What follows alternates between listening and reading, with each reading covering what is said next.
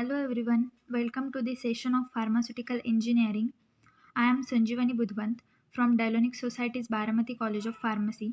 Today I am going to discuss the topic spray dryer from chapter Drying under guidance of Professor Bowker sir. In this video, we are going to cover the points. They are introduction, principle, construction, working, advantages, disadvantages and uses. Introduction. Spray drying is a method of producing a dry powder from a liquid or slurry by rapidly drying with a hot gas. All spray dryers use some type of atomizer or spray nozzle to disperse the liquid or slurry into a controlled drop size spray.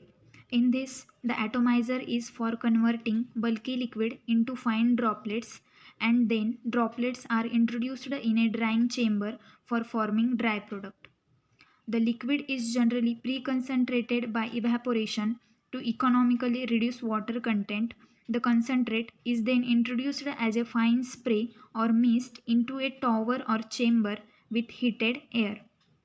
Before passing the liquid in chamber, its water content is reduced and then supplied in chamber where it gets easily dried by heated air.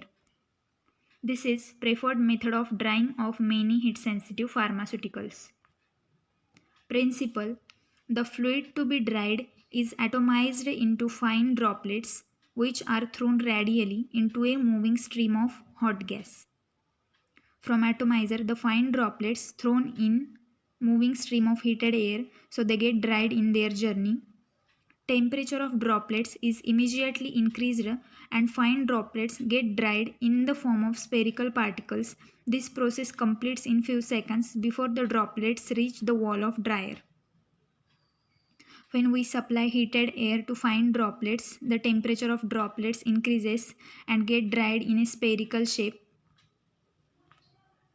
Construction. So this is the figure for spray dryer. Construction of spray dryer. It consists of a large cylindrical drying chamber with a short conical bottom made up of stainless steel, diameter of 2.5 to 9 meters and height 25 meters or more. You can see in the figure the large cylindrical drying chamber with conical bottom. An inlet for hot air is placed in the roof of the chamber and another inlet carrying spray disk atomizer is set in the roof. This equipment having two inlets, one for introducing heated air and another for introducing feed through atomizer, and they both placed in the roof of drying chamber. Spray disk atomizer is about 3000 to 50,000 revolutions per minute.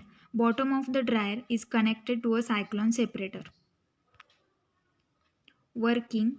Drying of material in spray dryer involves three stages. A. Atomization of liquid. The feed is introduced through the atomizer either by gravity or by using suitable motor pump to form fine droplets. The properties of final product depends upon the droplet form. Atomizer of any type, pneumatic, pressure nozzle type, spinning disk atomizer may be used. Selection of atomizer is important in this method because the droplet size depends upon atomizer, so there are many types of atomizers may be used. Rate of feed adjusted in such a way that droplets should be completely dried before reaching walls of drying chamber to prevent the overheating of the product. B. Drying of liquid droplets. Surface of liquid drop is dried immediately to form a shell. Liquid inside must escape by diffusing through the shell at a particular rate. When we supply heated air to fine droplets, their surface is dried and there is a formation of shell through which liquid inside in it start to escape by diffusion method. Heat transfer from outside to inside takes place at a rate greater than liquid diffusion rate.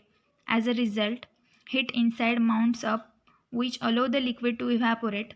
This leads to increase in internal pressure which causes droplet to swell. The rate of heat transfer is faster than the liquid diffusion rate. That's why the heat inside shell higher and liquid is evaporated due to heat, and then internal pressure increases and droplets are swell. The shell thickness decreases whereas permeability for vapor increases. If the shell is neither elastic nor permeable, it ruptures and internal pressure escapes. When vapor starts to permeate through the shell, its thickness is decreases, and if it is not permeable to vapor, shell gets rupture and internal pressure is released. C. Recovery of dried product. Centrifugal force of atomizer drives the droplet to follow helical path. Particles are dried during their journey and finally fall at the conical bottom. When we supply heated air to fine droplets in helical path, they get dried and settle down at the bottom and then transferred in a cyclone separator from the conical bottom, and where the vapor and the dry powder is separated. All these processes are completed in a few seconds. Particle size of the final product ranges from 2 to 500 mm. Particle size depends upon solid content of the feed, liquid viscosity, feed rate and disk speed. Capacity of spray dryer is 2000 kg per hour. Advantages: it is continuous process and drying completes within 3 to 30 seconds. Labor cost is low. Product of uniform and controllable size can be obtained. Either solution or suspension or thin paste can be dried in one step to get final product ready for package. By using this equipment, we get final product which is ready for packaging. Drying of sterile product and reconstituted product. Globules of an emulsion can be dried. Disadvantages: it is very bulky and expensive. Such huge equipment is not always easy to operate. The size of the spray dryer is very large, so this huge equipment is not always easy to operate. The thermal efficiency is low as much heat is lost in the discharge gases. Now uses: the product is a better form than obtained by any other dryer. The quantity to be dried is large. The product is thermolabile, hygroscopic or undergo chemical decomposition. Thank you.